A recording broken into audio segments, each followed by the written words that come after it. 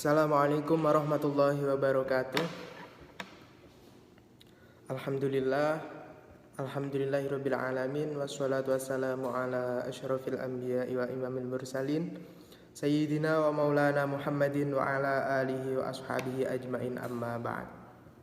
Yang saya hormati dosen pengampu mata kuliah pengembangan kurikulum, beliau Ibu Halimatus Sa'diyah MPDI, dan tak lupa teman-teman mahasiswa, terutama mahasiswa 4PAIA 1 yang saya banggakan. Ya, langsung saja di sini kami membahas materi dari pengembangan kurikulum. Ini berjudul tentang komponen pengembangan kurikulum. Ya, jadi kita di sini akan menjelaskan beberapa komponen-komponen pengembangan kurikulum ya.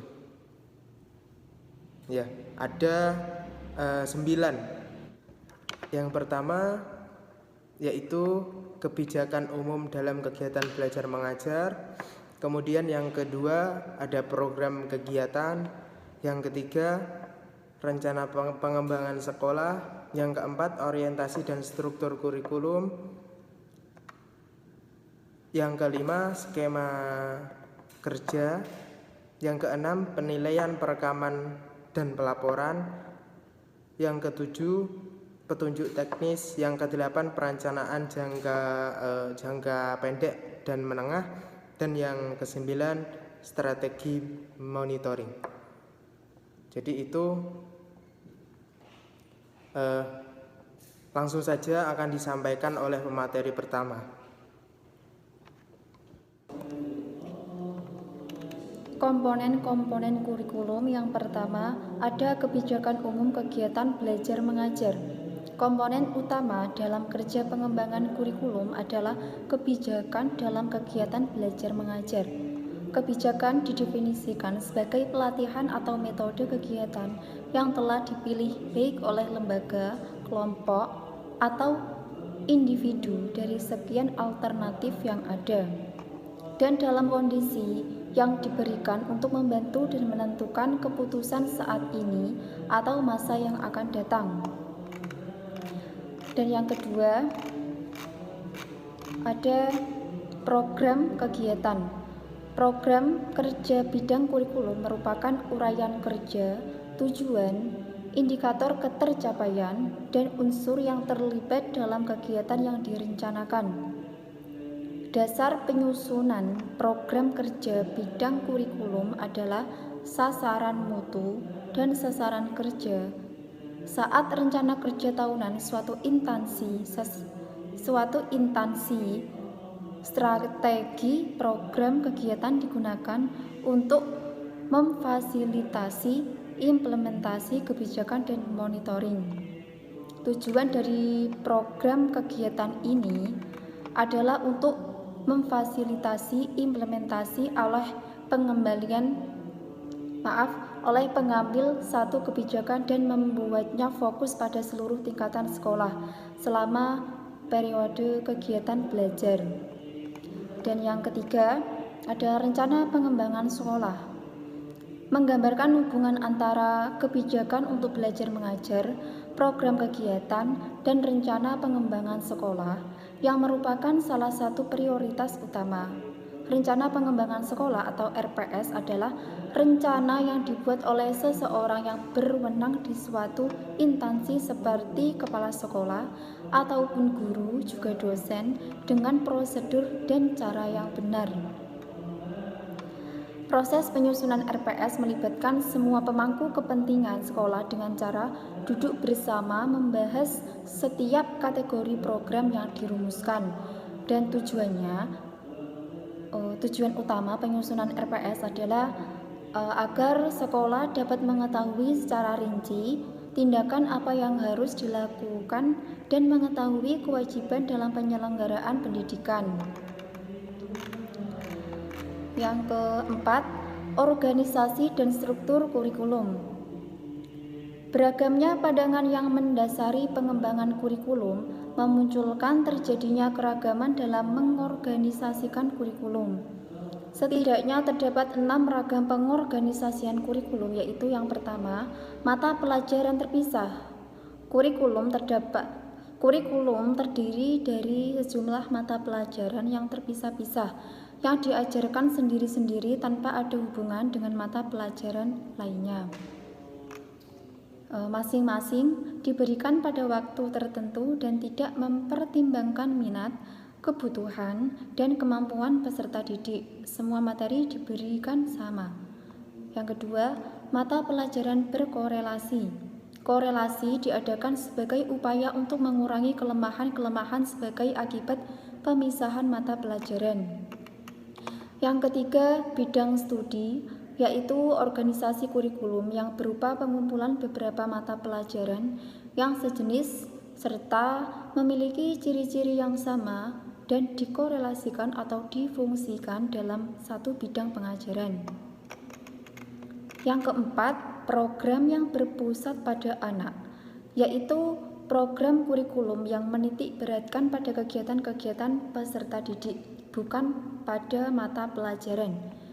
Yang kelima, inti masalah, yaitu suatu program yang berupa unit-unit masalah, di mana masalah-masalah diambil dari suatu mata pelajaran tertentu, dan mata pelajaran lainnya diberikan melalui kegiatan-kegiatan belajar dalam upaya memecahkan masalahnya. Yang keenam, estetik program, yaitu suatu program yang mencari keseimbangan antara organisasi kurikulum yang terpusat pada mata pelajaran dan peserta didik berkenaan dengan kurikulum tingkat satuan pendidikan. Tampaknya lebih cenderung menggunakan pengorganisasian yang bersifat eklektik yang terbagi ke dalam 5 kelompok mata pelajaran, yaitu yang pertama, kelompok mata pelajaran agama dan akhlak mulia. Yang kedua, kelompok mata pelajaran kewarganegaraan dan kepribadian. Yang ketiga, kelompok mata pelajaran ilmu pengetahuan dan teknologi. Yang keempat, kelompok mata pelajaran estetika. Dan yang kelima, kelompok mata pelajaran jasmani, olahraga, dan kesehatan.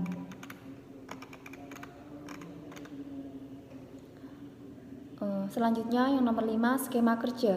Skema kerja mempresentasikan apa yang telah dibuat dalam penentuan keputusan tentang struktur dan organisasi kurikulum. Setiap skema harus merefleksikan fakta bahwa pada masa ini siswa harus mempunyai kemampuan yang progresif dan memahami sistem informasi. Terima kasih.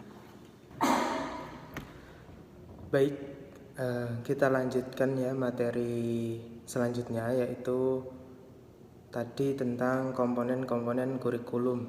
Nah, tadi sudah jelaskan 1 sampai 5.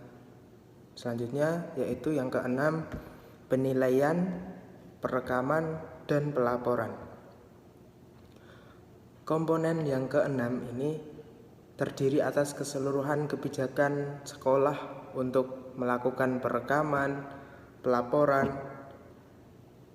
perkembangan siswa, dan juga penilaian. Bahkan banyak sekarang sekolah-sekolah itu sudah memiliki koordinator penilaian sendiri yang menjadi kunci utama dalam kegiatan penilaian. Nah, jadi sekarang yang saya amati ya teman-teman, itu dari sekolah-sekolah seperti sekolah SMK dan lain sebagainya itu sudah punya koordinator penilaian sendiri dari sekolah tersebut. Nah, dari orang tersebut, koordinator tersebut, itu dia harus bisa berkoordinasi dengan baik dengan koordinator penilaian. Agar apa? Agar dapat menghasilkan bagaimana penilaian akan diambil dalam berbagai kajian kurikulum. Seperti itu. Lanjut yang ketujuh, yaitu petunjuk teknis. Petunjuk teknis berfungsi dalam menjawab pertanyaan bagaimana. Maksudnya apa? Contohnya seperti ini. Seandainya guru memiliki keterbatasan ilmu pengetahuan, akan tetapi seorang guru kan wajib untuk menyampaikan kepada siswa kan. Nah, oleh karena itu guru tersebut akan terbantu dengan adanya petunjuk teknis ini, adanya keberadaan koordinator ilmu dalam petunjuk teknis ini. Jadi seperti itu. Secara jelasnya seperti itu. Lanjut yang ke-8, yaitu perencanaan jangka pendek dan menengah. Nah, komponen ini sering digunakan dalam kelompok tim tahunan. Ya, maksudnya apa? Maksudnya sering digunakan dan juga didukung oleh manajer mata pelajaran.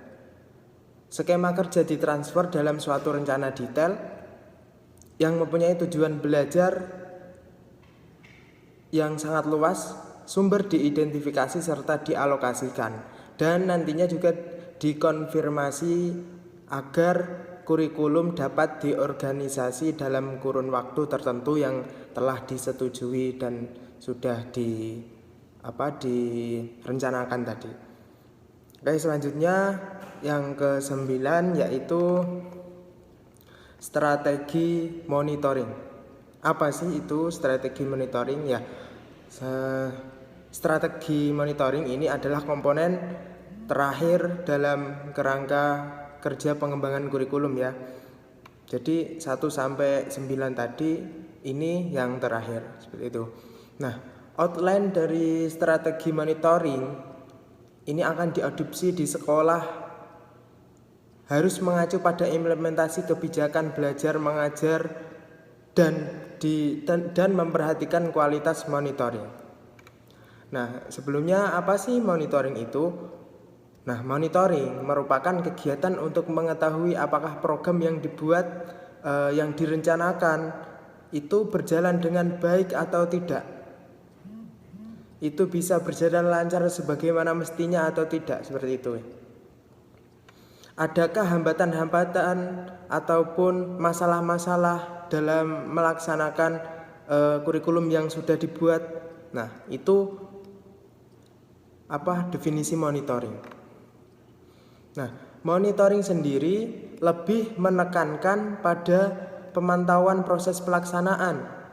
Ya, ini menurut Departemen Pendidikan Nasional tahun 2001 ya.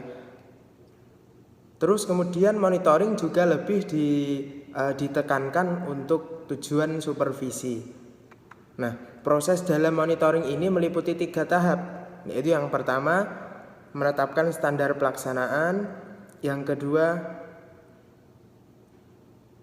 pengukuran pelaksanaan, yang ketiga yaitu menentukan kesenjangan antara pelaksanaan dengan standar dan rencana.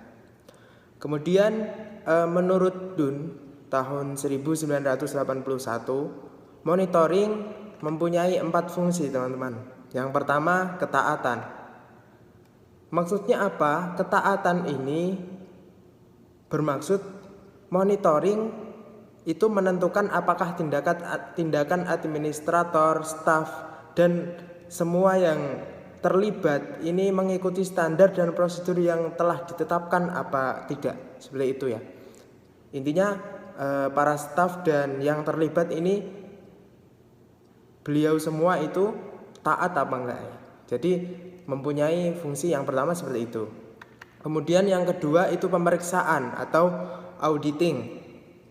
Ya, ini bermaksud monitoring menetapkan apakah sumber dan layanan yang diperuntukkan bagi pihak tertentu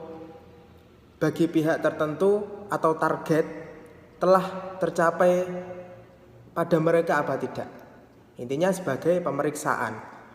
Kemudian yang ketiga yaitu laporan atau accounting ya. Accounting. Nah, ini bermaksud monitoring menghasilkan informasi yang membantu atau menghitung hasil perubahan sosial dan masyarakat sebagai akibat implementasi kebijakan sesudah periode waktu tertentu setelah melakukan kurikulum tersebut. Yang keempat yaitu penjelasan sebagai fungsi dari monitoring itu yang keempat sebagai penjelasan atau explanation. Maksudnya monitoring menghasilkan informasi yang membantu menjelaskan. Menjelaskan apa? Menjelaskan bagaimana akibat kebijaksanaan dan mengapa antara perencanaan dan pelaksanaannya tidak cocok. Nah, jadi yang kelima, fungsi yang kelima yaitu sebagai penjelasan atau explanation. Selanjutnya yaitu prinsip-prinsip monitoring. Ya, jadi ada 7 prinsip monitoring. Yang pertama, monitoring ini harus dilakukan secara terus-menerus. Jadi untuk menyukseskan bagaimana kerja dari monitoring ini, kita harus melakukannya secara terus-menerus. Kemudian yang kedua, monitoring harus menjadi umpan terhadap perbaikan kegiatan dalam program suatu instansi. Kemudian yang ketiga, monitoring harus memberi manfaat baik terhadap instansi tersebut ataupun nantinya untuk para siswa. Yang keempat, ini monitoring harus dapat memotivasi staf dan sumber daya lainnya untuk berprestasi. Nah, jadi sebenarnya monitoring ini biasanya yang memotivasi para staf dan lain sebagainya yang tentunya terlibat dalam pembangunan kurikulum ini. Kemudian yang kelima, monitoring harus berorientasi pada peraturan yang berlaku. Nah, ini juga monitoring harus sesuai ya dengan peraturan yang berlaku. Yang keenam, monitoring harus objektif. Kemudian yang ketujuh, monitoring harus berorientasi pada tujuan program awal. Mungkin hanya itu yang bisa kami sampaikan. Kurang lebihnya kami mohon maaf. Sekian dari kelompok kami. Wabillahi taufiq wal hidayah. Wassalamualaikum warahmatullahi wabarakatuh.